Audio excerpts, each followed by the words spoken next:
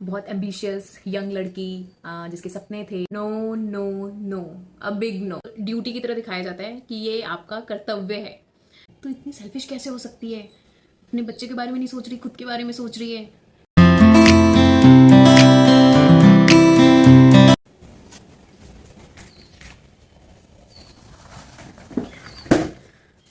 नमस्ते, मेरा नाम पूजा गौतम है और मैंने अभी हाल फिलहाल में ये कंटेंट क्रिएशन स्टार्ट किया। अच्छा, क्या आपने कभी ऐसा फील किया है कि आप नहीं हो?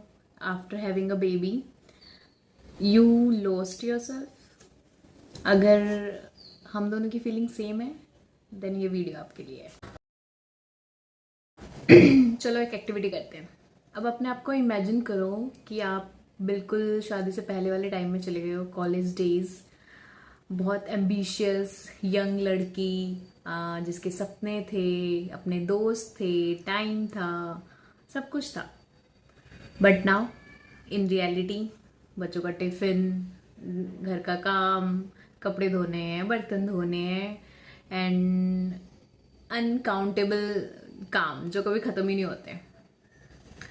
तो इन चीज़ों के बीच में ना हम खुद को भूल जाते हैं कि हम जो उस टाइम में थे और अब बहुत डिफरेंस।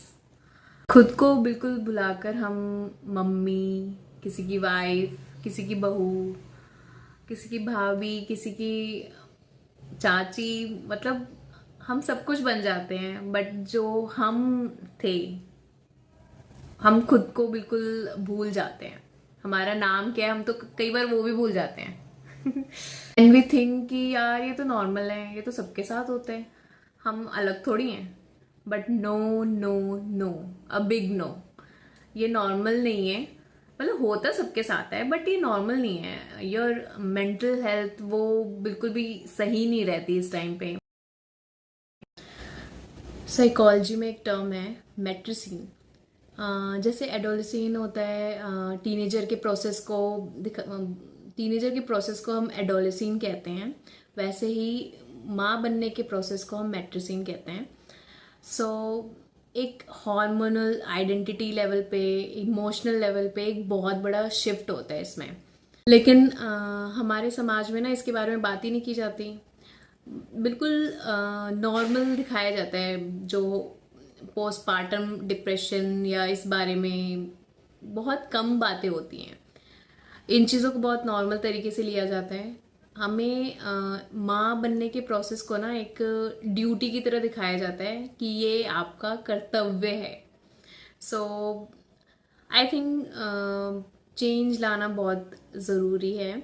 हम इस दुनिया में एक नए इंसान को क्रिएट करते हैं, बट कैसे? अपने आप को सेक्रीफाइस करके। ऐसा ज़रूरी तो नहीं है ना। आई मीन हम दोनों चीज़ों को क्यों नहीं रख सकते हैं? हम बच्चों को भी उस तरीके से प्यार और पूरी केयर के साथ बड़ा करें, बट खुद को भी वैसे ही प्यार और केयर के साथ क्यों नहीं रख सकते? सोचना। हमने क्या ऐसा फील किया है कि हम धीरे धीरे अपनी पसंद भूल जाते हैं? हमें खाने में क्या पसंद है, हम अपने पसंद के गाने सुनना भूल जाते हैं। हम हमारी हॉबीज़ जो होती हैं हम वो धीरे धीरे छोड़ देते हैं। और पता नहीं कितनी चीज़ें हम छोड़ देते हैं जो हमें पसंद थी। एंड दोस्तों से बात करना, दोस्तों से मिलना, हम धीरे धीरे सब कुछ ही छोड़ देते हैं। आप भी ऐसा ही फील करती हैं क्या? ये फीलिंग्स वैलिड हैं। लाखों मदर्स ऐसा फील करती हैं, लेकिन कोई बात नहीं करता इस बारे में। अब यहाँ एक इम्पॉर्टेंट बात समझनी बहुत ज़रूरी है। जैसे ही हम अपने बारे में सोचने लगते हैं ना, एक अंदर से आवाज़ आने लगती है, तो इतनी सेल्फिश कैसे हो सकती है? अपने बच्चे के बारे में नहीं सोच रही, खुद के बारे में सोच रही है। इसे कहते हैं मॉम गिल्ट। आप आप खुद सोचो, आप अपने बच्चे को कैसे सिखा सकते हो खुद से प्यार करना जब आप खुद ही खुद से प्यार नहीं करते? समझ रहे हो बात? सेल्फ केयर प्लस मदरहुड दोनों साथ में चल सकते हैं, बस उसको बैलेंस बनाना आना चाहिए।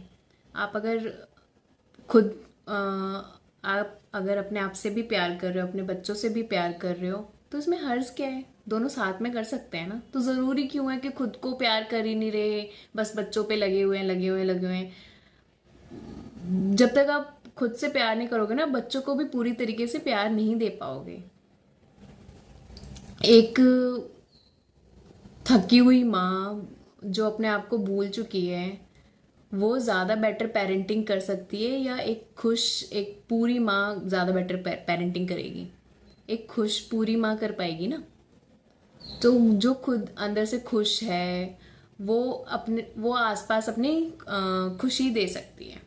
बट जो अंदर से खुद ही दुखी है, वो आसपास खुशी कैसे देगी? तो ये सेल्फिश नहीं है, ये ज़रूरी है। चलिए अब सॉल्यूशंस पे बात करते हैं। हम खुद को दोबारा कैसे ढूंढ सकते हैं? ये एक रात में पॉसिबल नहीं है। ओवरनाइट कुछ हो जाए जादू चमत्कार, तो ऐसा पॉसिबल नहीं है। आपको छोटे छोटे स्टेप्स लेने पड़ेंगे। तो शुरू करें। रोज़ अपने लिए 15 मिनट निकालना शुरू करो आप।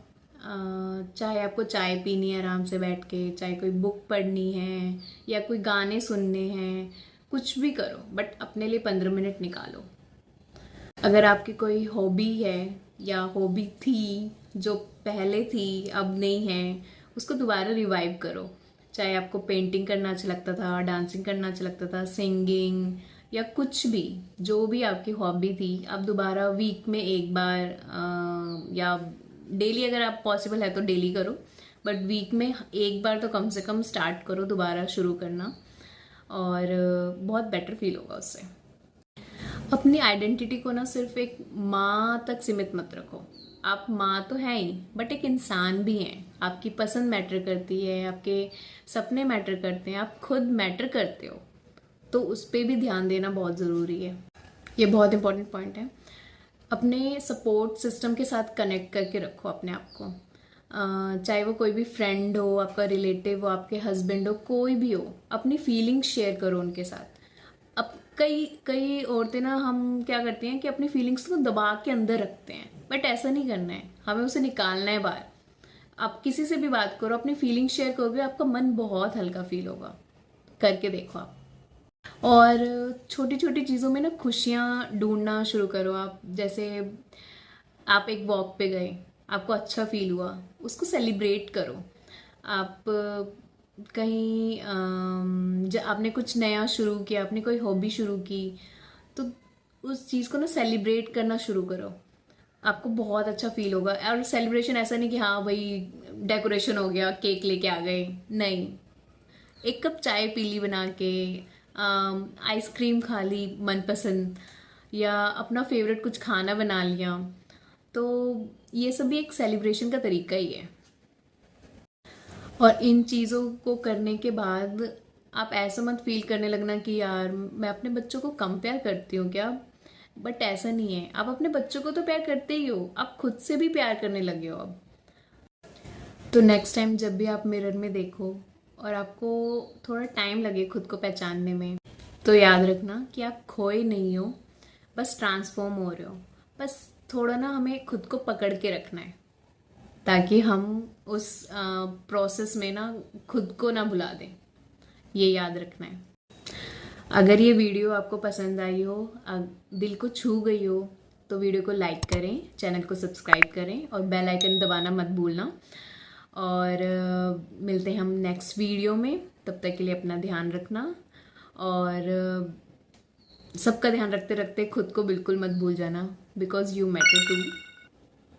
कमेंट में ज़रूर बताना कि आपकी ऐसी कोई हॉबी जो आप पहले करते थे बट अब नहीं करते, और अब दोबारा शुरू करने वाले हो, तो कमेंट में ज़रूर बताना, मैं पढ़ूंगी।